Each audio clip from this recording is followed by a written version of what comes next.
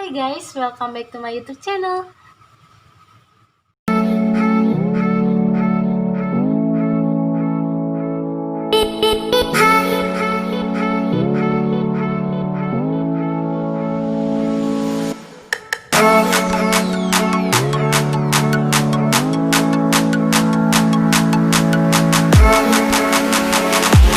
Halo semuanya, kembali lagi bersama saya Mega Novela Ulina Manurung dari Universitas Pendidikan Ganesha. Nah, di video sebelumnya kita sudah berjumpa membahas tentang apa itu inovasi. Nah, sekarang kita akan membahas apa itu difusi dan diseminasi. Buat teman-teman sekalian yang belum mengetahuinya, jangan disimak-simak video ini ya. Nah, apakah teman-teman sekalian sudah mengetahui apa itu difusi dan apa itu diseminasi? Apabila belum mengetahuinya, Novela akan menjelaskannya kepada teman-teman sekalian. Difusi adalah suatu proses komunikasi antar warga masyarakat dengan menggunakan saluran tertentu dan dalam waktu tertentu secara langsung. Nah, kalau dia diseminasi ialah suatu proses penyebaran inovasi yang direncanakan, diarahkan, serta dikelola. Teman-teman sekalian, apakah mengetahui apa itu contoh-contohnya? Apabila belum, Novela akan memberikan contohnya kepada teman-teman sekalian agar lebih mengerti lagi. Nah, contoh dari difusi adalah informasi protokol kesehatan dari pemerintah.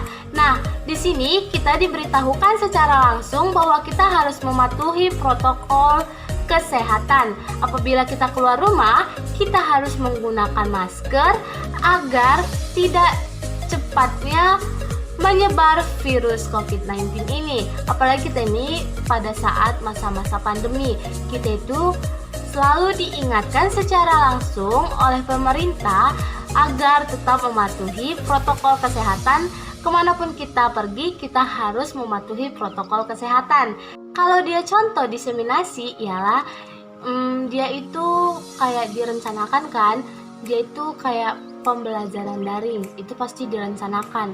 Nah, apalagi kita ini pada masa pandemi, biar belajar kita itu tetap jalan, direncanakanlah gimana biar tetap proses pembelajaran itu tetap dijalankan. Jadi kita dibuat belajar dari rumah. Mereka merencanakan bahwa agar kita belajar dari rumah. Itulah contoh dari diseminasi. Nah, selanjutnya kita akan membahas tentang elemen-elemen difusi.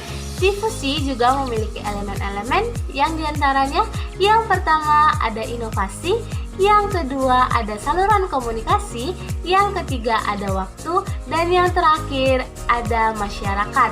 Nah, boleh nggak sebutin contoh-contohnya? Boleh dong. Contoh-contohnya itu yang pertama ada inovasi. Inovasi contohnya itu penerapan pembelajaran daring. Nah, contoh waktunya itu pada saat pandemi. Yang ketiga itu ada contoh saluran komunikasi. Contoh saluran komunikasi ini yaitu kita bisa mendapatkan informasinya itu bisa melalui e-learning, Google Classroom, ataupun dari Google Meet, Zoom. Kita bisa mendapatkan informasinya. Dan yang terakhir itu masyarakat. Contoh masyarakat apa gitu ya kan? Contoh dari masyarakat itu kita sendiri, kita siswa ataupun mahasiswa. Kitalah sebagai contoh dari masyarakat. Nah, selanjutnya kita akan membahas tentang proses keputusan inovasi.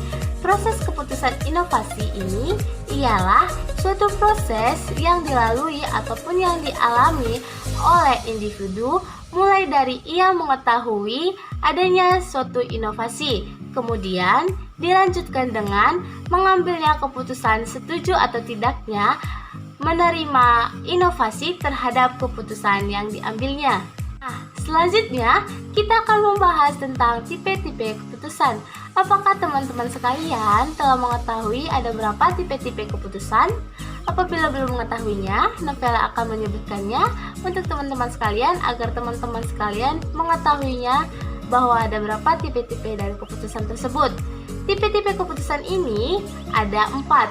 Yang diantaranya, yang pertama ada keputusan inovasi opsional, yang kedua ada keputusan inovasi kolektif, yang ketiga ada keputusan inovasi otoritas, dan yang terakhir ada keputusan inovasi kontingen.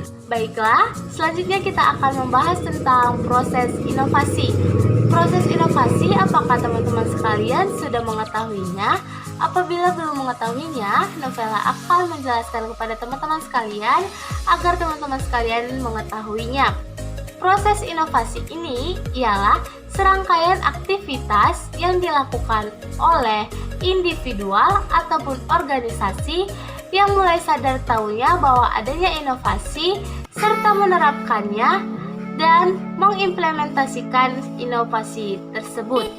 Dari kata proses tersebut juga memiliki ataupun mengandung sebuah arti bahwa aktivitas yang dilakukan itu memakan waktu yang cukup serta pasti di setiap saatnya ada sebuah perubahan. Baiklah, sekian dulu video pembelajaran dari Novela.